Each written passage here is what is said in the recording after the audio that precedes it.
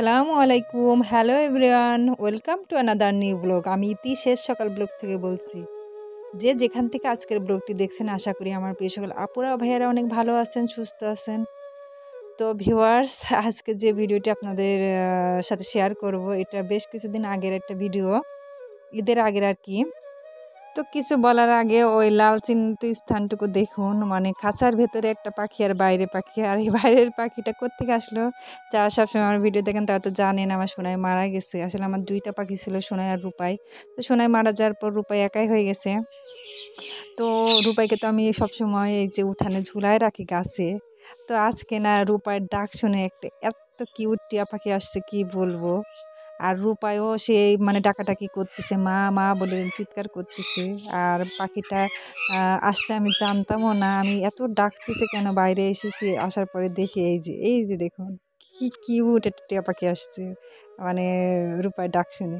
ও যখনই বুঝতে পারতেছে আমি মানে ভিডিও করতেছি, আমি কাছেও যেতে পারতেছি না।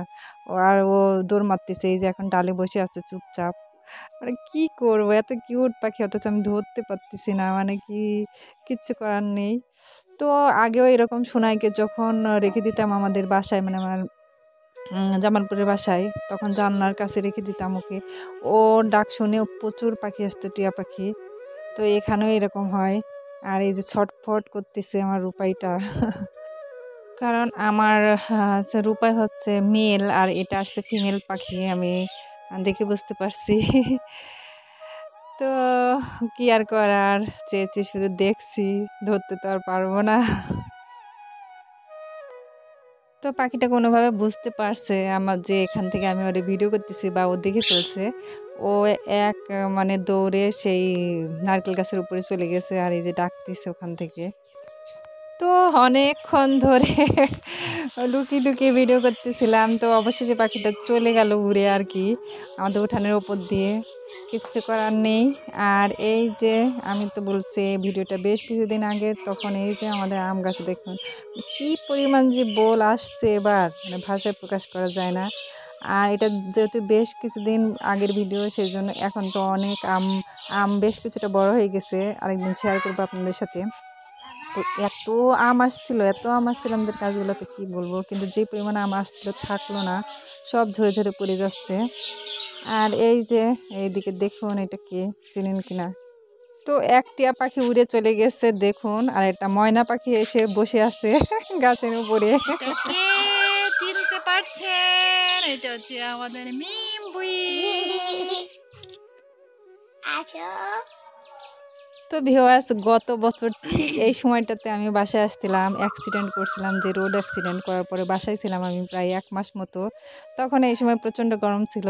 তো তখন আসার পরে আমার প্রত্যেকটা ভিডিওতে মিমকে আপনারা দেখতে পাইছেন।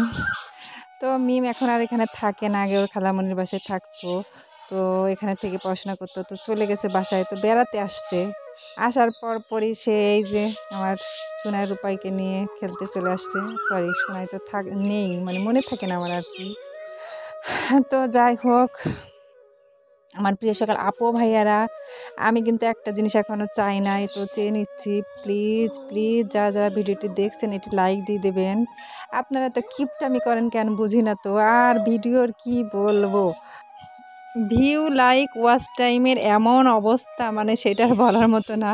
আমার 1 বছরের বেশি বয়স হয়ে গেছে চ্যানেলের, এখনও 1000 সাবস্ক্রাইবারই পূরণ হয়নি। আর ওয়াচ টাইম যে কোন কালে হবে আল্লাহ পাক জানে। কারণ কি জানেন, কারণ আমি বুঝতে পারি আমার ভিডিওর ওয়াচ টাইম খুব খুব কম আসে, এতটা কম আসে মানে ভাষা প্রকাশ করতে পারবে না। অথচ আমি সবসময় বলি, যাদের ভিডিওতে আমার কমেন্ট যাবে আমি তারা বুঝবেন, মানে আমি সবসময় তাদের ভিডিও দেখি, ফুল ওয়াচ করি, লাইক দিই, কমেন্ট করে আসি। অথচ হাই দেখেন আমার ভিডিওর কি অবস্থা। তো যাই হোক, তাতেও কোনো মানে কি বলবো, দুঃখ নেই। আপনাদের ভালো লাগে না হয়তো আমার ভিডিও, এই জন্য দেখেন না, ভালো ভিডিও দিতে পারি না, কি আর করার। কিন্তু আপনাদের ভিডিওতে আমার ভালো লাগে, আমি এই জন্য ফুল দেখে আসি। তো যাই হোক, এই যে গাছে কি সুন্দর সিম ধরছিল সেই সময়টায়, এত সিম আসছে। এবার বাসায় এসে আমি ইচ্ছা মতো, মানে খুশি মতো সিমের বিচি খাইতে পারছি। সিমের বিচিটা আমার অনেক বেশি পছন্দের। তো নিজেদের গাছের সিম আসলে বেশি স্বাদের হয়। আর এখানেও একটা ছোট্ট বড়ি গাছ ছিল আমাদের, এই গাছটাতে এই যে বড়িগুলো আসছে, এগুলো একটু টক টক মতো বড়ি, ভালোই লাগে আর কি খেতে। তো আসুন আপনাদের সাথে একটা জিনিস শেয়ার করি। এই যে এইটাই সে জিনিস। আমার মা দেখুন কি সুন্দর করে চুলা তৈরি করেছে, মাটির চুলা। এই যে দেখুন, আগে এখানে চুলা ছিল, সেই চুলাটা মানে ভেঙে গেছিল, পরে সেটাকে আবার সুন্দর করে এই যে এবার তুলছে। তো আমার মার হাতের এই চুলাটা কেমন হয়েছে অবশ্যই কমেন্টে জানাবেন প্রিয় সকল আপু ও ভাইয়ারা। আমি কিন্তু এসব চুলা তুলতে পারি না, তো ভাবতেছি শিখবো, শিখে রাখা ভালো সব কাজ। তো মিম পাখি দেখুন এখনো গাছে ঝুলতেছে, আর এদিকে ওর আম্মু আসছে ডাকতে, বাসায় চলে যাবে তাই ডাকতে আসছে, কিন্তু সে তো যেতে চাচ্ছে না পাখি ছেড়ে। এই যে আজকে আবার আজকে উঠতেছে। মিমের আম্মুর তো দেখাই যাই দিলাম। হোক আমার প্রিয় সকল মিমের আপু আসল ভাইয়ারা আম্মুর। যে যেখান থেকে আজকে আমার ব্লগটি শেষ পর্যন্ত ছিলেন, তাদেরকে অসংখ্য ধন্যবাদ, দোয়া আর ভালোবাসা। আর সকলে ভালো থাকবেন, সুস্থ থাকবেন। আল্লাহ হাফেজ, আসসালামু আলাইকুম।